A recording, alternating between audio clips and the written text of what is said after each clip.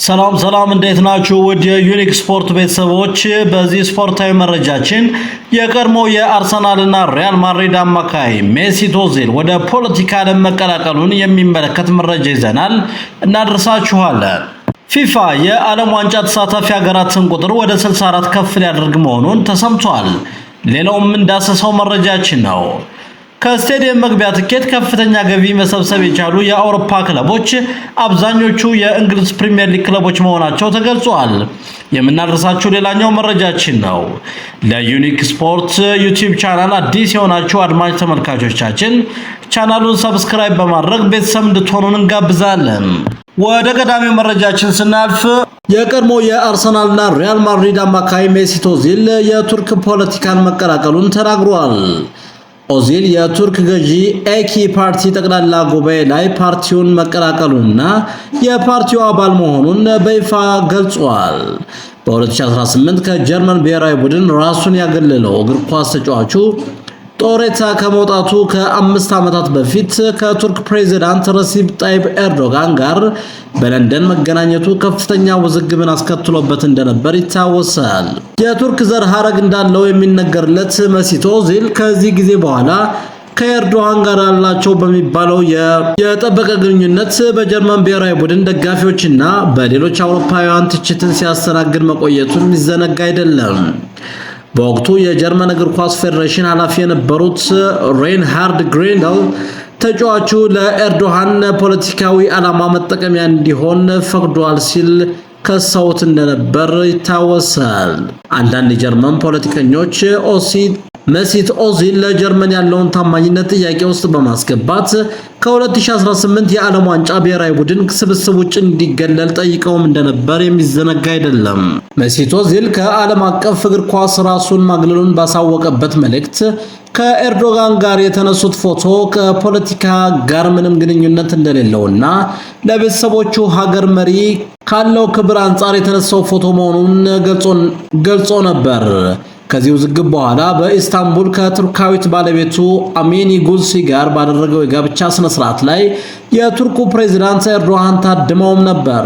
ከ2003 ጀምሮ በጠቅላይ ሚኒስትርነትና ከ2014 ጀምሮ በፕሬዝዳንትነት በስልጣን ላይ የቆዩት ጣይብ ኤርዶጋን ቱርክን ከሁለት አስርተ ዓመታት በላይ መርተዋል። በ2014 ከጀርመን ብሔራዊ ቡድን ጋር የዓለም ዋንጫን ያሸነፈው ኦዚል በ2021 አርሰናልን ለቆ ወደ ቱርኩ ፌነርባቼ ከገባ በኋላ በ2022 ወደ ኢስታንቡል ባሳክሴር በማቅናት ከአንድ ዓመት በኋላ ከእግር ኳስ ራሱን ማግለሉ አይዘነጋም።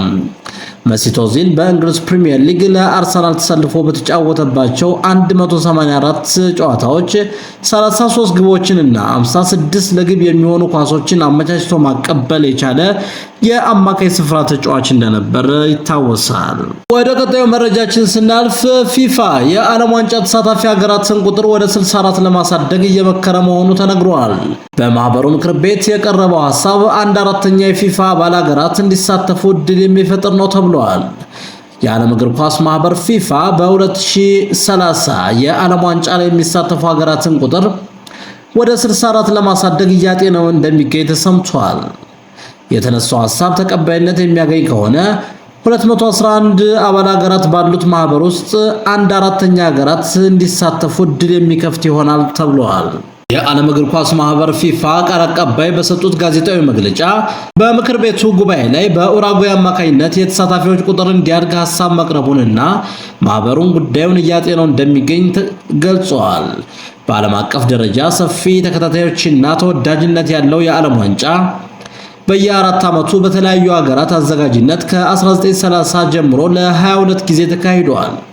በ18 የተለያዩ ሀገራት አስተናጋጅነት የተካሄደው ውድድር ከጊዜ ወደ ጊዜ ከተሳትፎና ከአካታችነት ኮታ ጋር በተያያዘ ተደጋጋሚ ጥያቄዎችን እያስተናገደ እንደሚገኝ ስካይ ኒውስ አስነብቧል።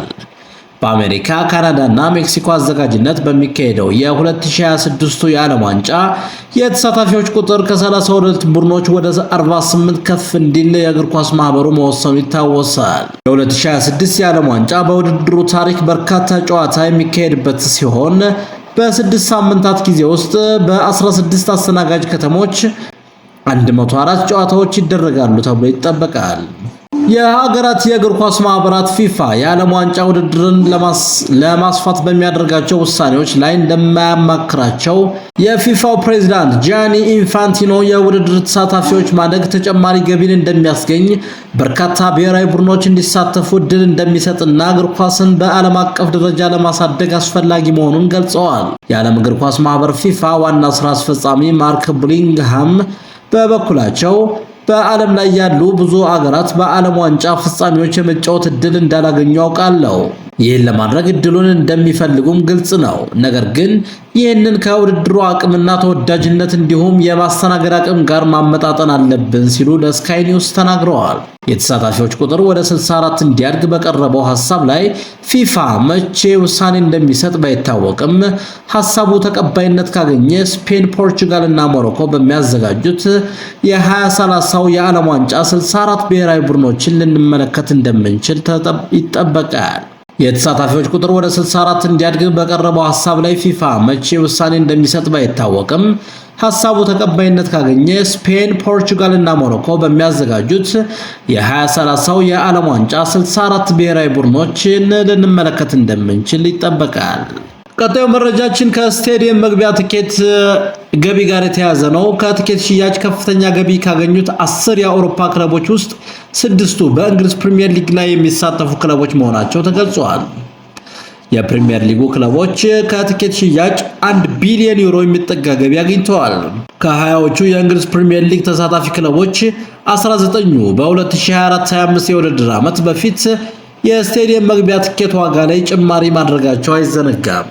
ክለቦች ለአዛውንቶችና ለታዳጊዎች ይደረግ የነበረ ቅናሽን መሰረዛቸው ቁጣን በደጋፊዎች ዘንድ ቁጣን ቀስቅሷል። የአውሮፓ እግር ኳስ ማህበር የአህጉሩን ክለቦች የ2004 የፋይናንስና ኢንቨስትመንት ሪፖርት ይፋ ሲያደርግ የእንግሊዝ ፕሪሚየር ሊግ ክለቦች ከስቴዲየም መግቢያ ትኬት 1 ቢሊዮን ዩሮ ገንዘብ ማግኘታቸውን አመላክተዋል። በያዝነው የውድድር ዓመት 153 ሚሊዮን ፓውንድ ያስገባው የስፔኑ ሪያል ማድሪድ ቀዳሚው ክለብ ሲሆን የፈረንሳዩ ፓሪስ ሴን ጀርሜን በ139 ሚሊዮን ፓውንድ በሁለተኝነት ይከተላል። በሶስተኝነት ደግሞ ከፍተኛ ገቢ ማስገባት የቻለው የመድፈኞቹ አርሰናል ሲሆን 127 ሚሊዮን ፓውንድ ማስገባት ችሏል። አራተኛ ደረጃን የያዘው ባየር ሙኒክ 109 ሚሊዮን ፓውንድ ገቢ በማስገባት ሲሆን አምስተኛ ደረጃ ደግሞ ማንቸስተር ዩናይትድ 107 ሚሊዮን ፓውንድ በማስገባት አምስተኛ ደረጃን ይዟል። ስድስተኛ ደረጃ ቶትናም ሆትስፐርስ 102 ሚሊዮን ፓውንድ በማስገባት፣ ሰባተኛ ደረጃን ባርሴሎና 96 ሚሊዮን ፓውንድ በማስገባት፣ እንደዚሁም ሊቨርፑል 90 ሚሊዮን ፓውንድ ከትኬት ሽያጭ በማስገባት፣ እንደዚሁም ማንቸስተር ሲቲ 9ኛ ደረጃን ይዟል በ74 ሚሊዮን ፓውንድ ገቢ ማለት ነው። ቼልሲ 71 ሚሊዮን ፓውንድ በማስገባት 10ኛ ደረጃን የያዙ ክለቦች ናቸው። አውሮፓ ላይ ከሚገኙ በርካታ ከትኬት ሽያጭ በርካታ ገቢ ካስገኙት መካከል 6ቱ የእንግሊዝ ፕሪሚየር ሊግ ክለቦች መሆናቸው ተረጋግጧል። ክቡራትና ክቡራን ውድ የዩኒክ ስፖርት ቤተሰቦች ዩቲዩብ ቻናሉን ሰብስክራይብ በማድረግ አብራችሁ እንድትሆኑ እንጠይቃለን። እናመሰግናለን።